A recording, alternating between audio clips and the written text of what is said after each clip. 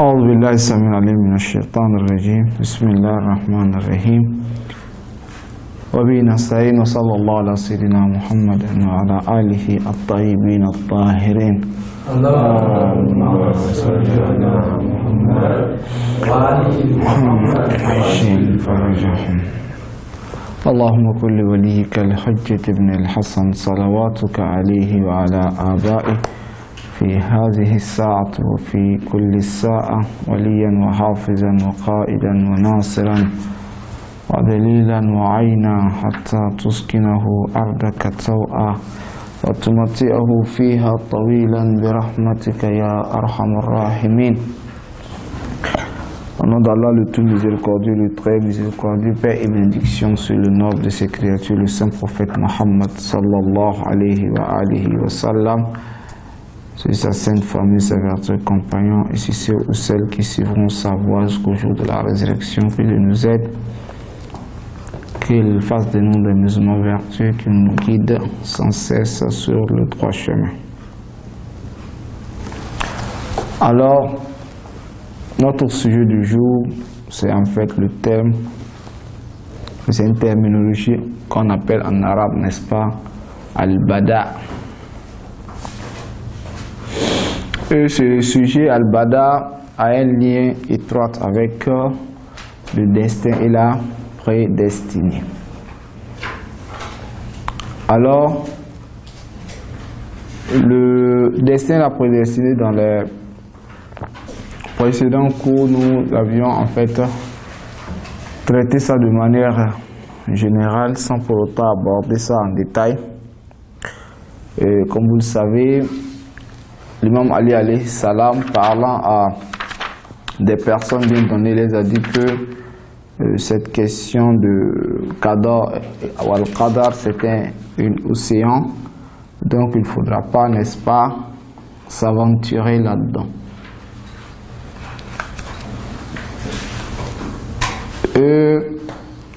À d'autres imams, comme l'imam Abil Hassan, imam Rida alayhi salam, on lui posait également la question concernant cela, et il a essayé de donner des explications, que l'imam Ali également lui-même donnait souvent des explications.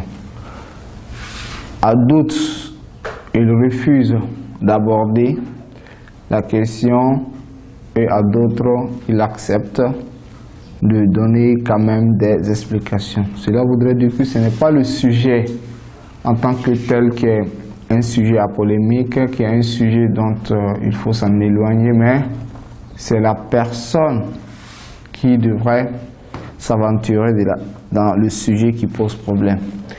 Quand tu n'as pas les moyens adéquats pour aborder ce genre de questions, alors on te demandera de t'en abstenir. Alors quand tu auras les moyens intellectuel, spirituel, n'est-ce pas, de pouvoir aborder, n'est-ce pas, la question, alors il pourrait, n'est-ce pas, être utile d'aborder, n'est-ce pas, cette question, du moins pour comprendre soi-même et également l'expliquer également aux autres. Parce que souvent, on pourrait dire de ne pas aborder chaque question. Mais un mécréant pourrait venir face à un musulman lui poser ce genre de questions concernant le destin, la prédestinée.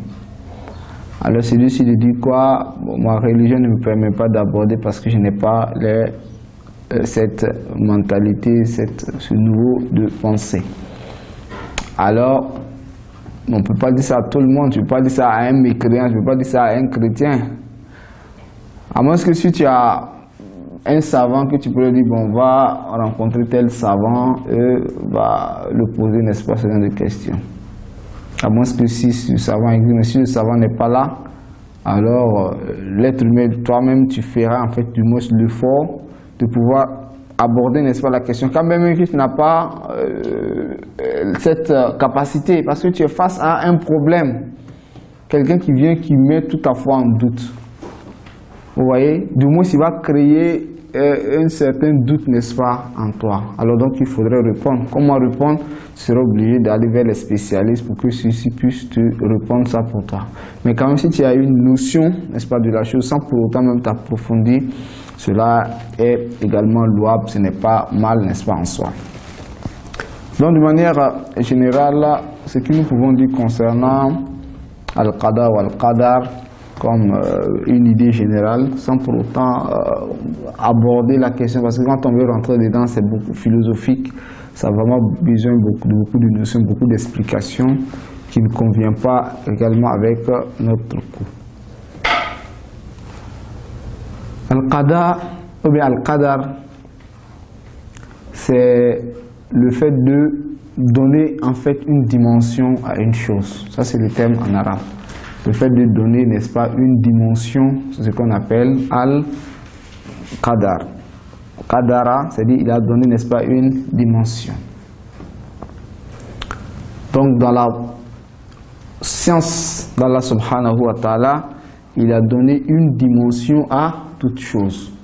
Parmi les dimensions que Allah subhanahu wa ta'ala, c'est de créer les gens mâles et femelles, hommes et femmes. Tout ça, c'est, n'est-ce pas, dans la science d'Allah subhanahu wa ta'ala qu'il a, n'est-ce pas, dimensionné. Il a donné, n'est-ce pas, une dimension.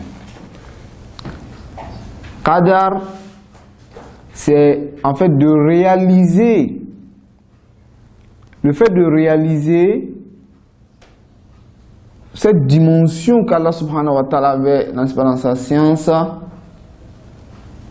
au dehors, c'est de réaliser ça, c'est-à-dire c'est pas l'aspect scientifique, mais le fait de réaliser cette dimension-là. Donc on appelle ça qadar, c'est-à-dire rendre obligatoire ce qu'on avait, n'est-ce pas, dans la science.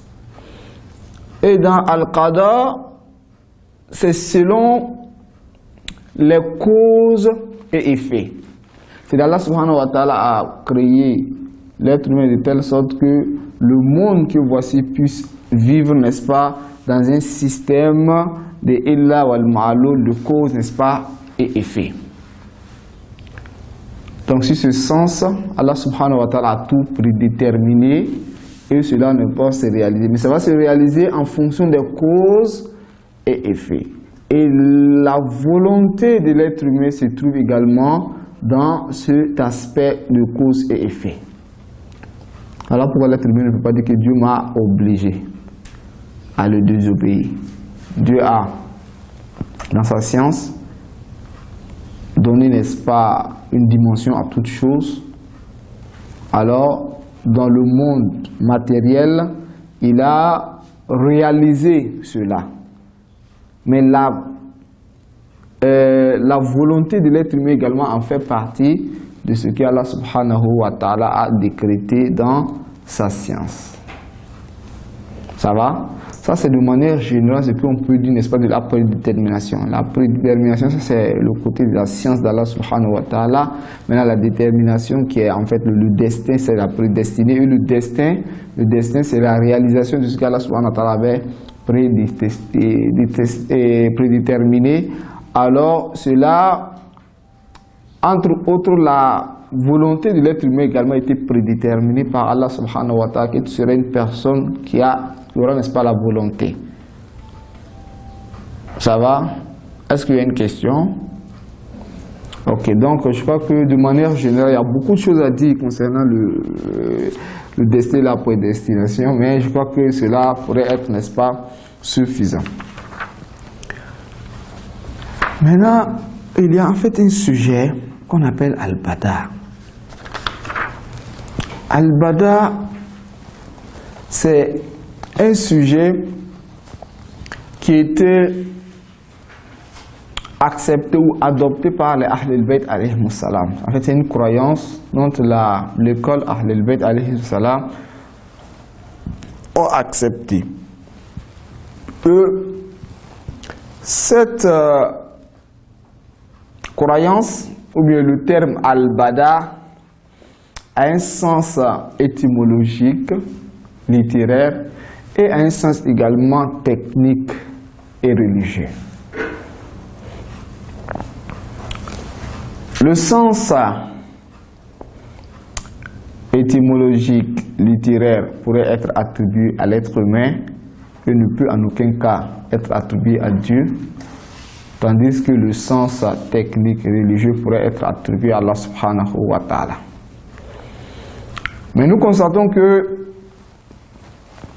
les détracteurs de l'école d'Ahl al-Bayt alayhimus salam prennent le sens littéraire et accusent les chiites, accusent, n'est-ce pas, les imamites, alors que l'objectif recherché par les imamites n'est pas cela.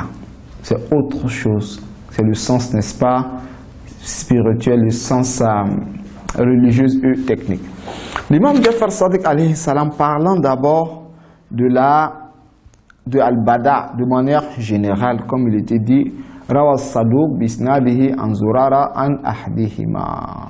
C'est-à-dire c'est Zurara qui rapporte cet hadith de l'un des deux imams, soit Abu Ja'far ou bien Abu Abdullah. Il dit ma ubidallah azza wa jalla bi shay'in misla al-Bada. Il dit Allah subhanahu wa ta'ala n'a pas été adoré avec une croyance comme la croyance de la Bada.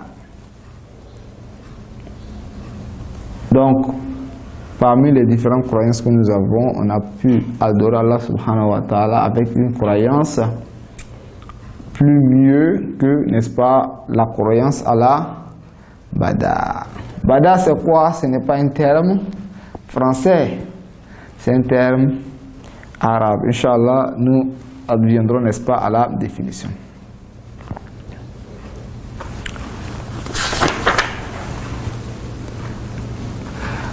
Et l'imam Rida alayhi salam nous dit ceci: Ma ba'asa Allahu nabiyyan qattun illa bi tahrimil khamr wa an yukarra lahu bil bada.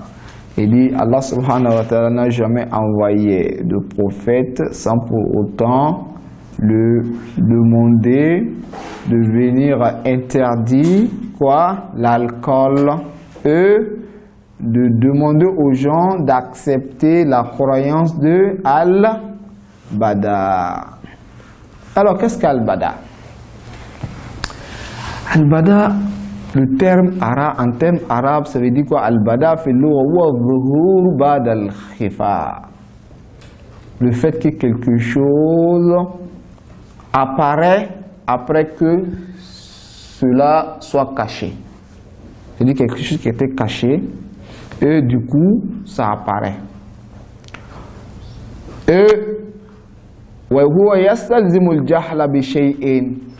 cela relativise quoi? Une ignorance. C'est-à-dire quelque chose qui était apparent, qui était caché, après ça apparu. Donc ça dit moi en tant qu'un être humain, ce qui va se réaliser demain, est-ce que je sais? Je ne sais pas. Donc je me dis peut-être demain je serai un Richard, demain je serai un scientifique, demain j'aurai, n'est-ce pas, le bonheur. Et à ma grande surprise, cela change. Donc qu'est-ce que cela voudrait dire? Cela voudrait dire qu'il y a en fait une certaine ignorance. Ou bien une personne vient me dire, bon, va à l'école, si tu vas, à la rentrée de l'école, à gauche, j'ai déposé un livre. Demain va, tu trouveras, n'est-ce pas, ce livre. Dans ma science, c'est quoi? Réellement, il y a un livre qui se trouve à côté de l'école. Qui m'a donné l'information? Moi, je n'en sais pas. C'est qui aussi, j'ai une certitude que peut-être c'est moi qui ai déposé, mais j'ai dit à une personne. Et la personne, quand elle va trouver que le livre n'est pas. Peut-être une personne l'a prise. Donc, moi, dans ma science, c'est devenu quoi? Une ignorance. Donc le fait que la réalité apparaît de manière différente à ma conception ou bien à ma croyance. C'est ce qu'on appelle Al-Bada. Ou bien le fait qu'une personne change sa volonté. C'est-à-dire il avait voulu faire quelque chose, croyant que cela est bien, après il dit non, moi je ne ferai plus ça encore. le change, n'est-ce pas, de volonté.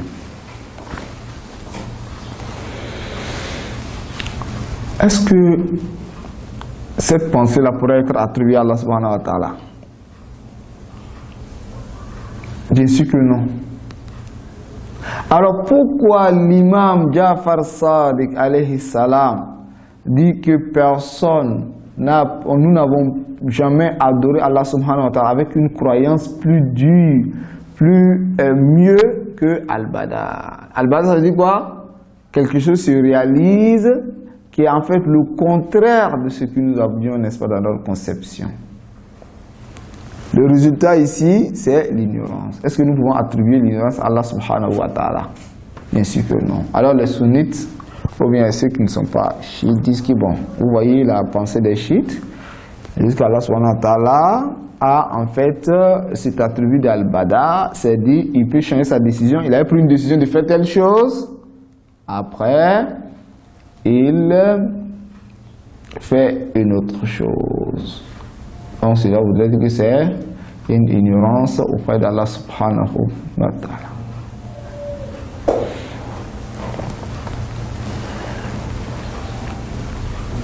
Alors, qu'est-ce qu'il vous dit?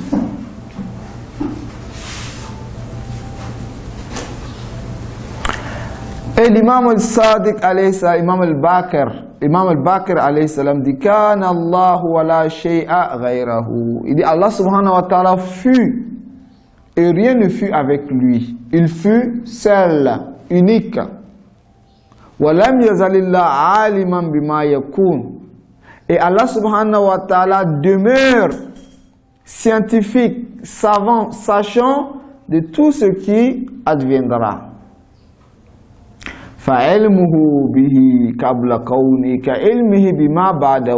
Donc la science de Dieu avant et après la réalisation, n'est-ce pas, des œuvres de l'être humain, c'est la même chose. C'est-à-dire bien avant que l'être humain apprend à faire une activité et après l'activité, Allah subhanahu wa ta'ala sait. Mais ce n'est pas la science de Dieu qui l'oblige. Parfois d'ailleurs nous avons dit cela. Moi je peux savoir que si telle personne quitte ici, en allant à la maison, en cours de route, il aurait un problème. Il pourrait avoir une certitude. Il pourrait avoir une certitude. Mais ma certitude n'est pas la cause du fait que celui-ci meurt. Ou bien, un professeur pourrait avoir, n'est-ce pas, une idée à l'avance que parmi ses élèves, il y a telle personne qui serait, n'est-ce pas, la première personne qui va mériter, n'est-ce pas, une bague, ou bien qu'il y aura un cadeau, n'est-ce pas? Il sait. Pourquoi? Parce qu'il connaît les compétences de tout un chacun. Alors, lorsque les examens ont eu lieu et qu'une personne a reçu un cadeau, est-ce que cela voudrait dire que c'est la science du professeur qui a fait de telle sorte qu'une personne ait un cadeau? Non. La science n'a fait que seulement que déduire. C'est à travers, n'est-ce pas, les causes et effets que nous avons pu déduire cela. Concernant l'être humain, ça peut changer. Parce que, croyant même, souvent on peut être en classe, on voit telle personne à un bon niveau, mais en examen, il tombe. N'est-ce pas? Il y en a. Au foot, tout le monde peut donner des pronostics en disant telle équipe est plus favori, donc telle équipe va battre.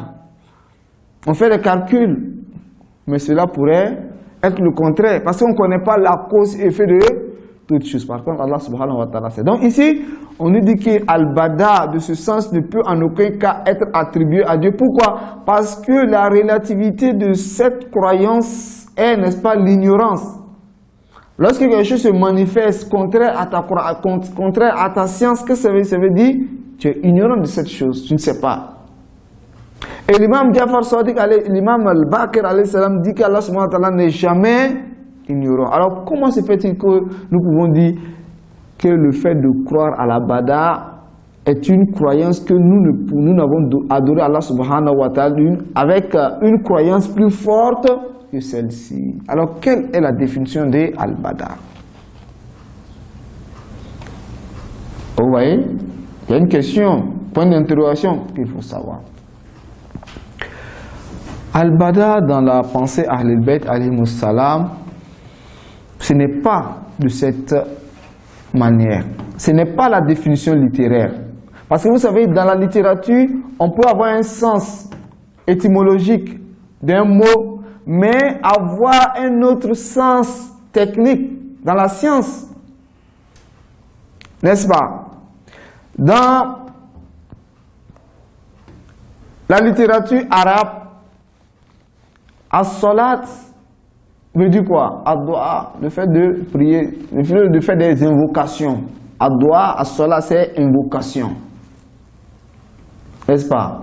Et Allah subhanahu wa ta'ala, dans le Saint-Coran, qu'est-ce qu'il dit? Il dit de prier. Est-ce que le fait que Dieu nous dit de prier, là, ça veut dire de s'asseoir et faire les invocations Rabbana Atina Fid Dunya? Sinon, c'est facile. Matin, la prière de, comment dirais-je, de Zuhr, on s'assoit Rabbana Atina Fid Dunya. La prière de, comment on appelle, de Subh, hein, de l'aube, on s'assoit Rabbana Atina Fid Dunya Hasana. Alors on dit que moi tu ne pries pas, il dit mais c'est la prière. Mais qu'est-ce que ça c'est une prière? Il dit mais la prière, qu'est-ce que ça veut dire? Qu'est-ce que la prière veut dire? Invocation. Je suis en train d'évoquer ou pas? Je suis en train d'évoquer. Donc les 5 prières que nous faisons, les 5 prières journaliers, alors je m'assois, je dis Rabbana Atina Fid Dunya et puis c'est une prière. Alors est-ce que c'est cette prière, est-ce que c'est la prière qui veut dire invocation, qui est recherchée en islam, ou bien la prière qui veut mettre en évidence, n'est-ce pas, une certaine adoration bien donnée, qui est constituée de ruku, sujud, n'est-ce pas, et j'en passe. Entre autres, également, la bénédiction s'y trouve. Effectivement, quand tu dis as-salat, ce n'est pas seulement de la Rabbana Atina, mais c'est une certaine activité du corps, de l'esprit, de la mentalité, et tout, c'est un ensemble. Donc quand on dit as-salat en islam, automatiquement, c'est un cas bien précis. Ce n'est pas seulement de dire doit, comme, n'est-ce pas, dans la littérature, on le conçoit. Donc ici, dans la littérature, c'est le fait que quelque chose puisse apparaître après que cela a été caché, qui est en fait le résultat d'une ignorance. Comme Allah subhanahu wa ta'ala n'est pas ignorant, et que nous devrions croire, n'est-ce pas, al-bada, qu'est-ce qu'est le sens d'al-bada? Dans la pensée Ahlul Bayt alayhimus salam, on nous dit al-bada, c'est le fait que l'être humain ait la possibilité de changer son destin. C'est-à-dire forger sa vie. C'est-à-dire le fait que ta vie appartient à ta propre personne. Je vous donne un exemple qui se trouve également même chez les sunnites. Il y avait un prophète qui était avec leurs adeptes. Il y avait des conflits entre ceux-ci. Ils ne s'aimaient pas, ils s'entretuaient. Ils ne s'aimaient pas, ils s'entretuaient. Alors, Allah subhanahu wa ta'ala a dit à son prophète de dire à ceux-là que dans 3 jours, je vais faire descendre, n'est-ce pas, un châtiment sur eux. Durant combien de jours? 3 jours.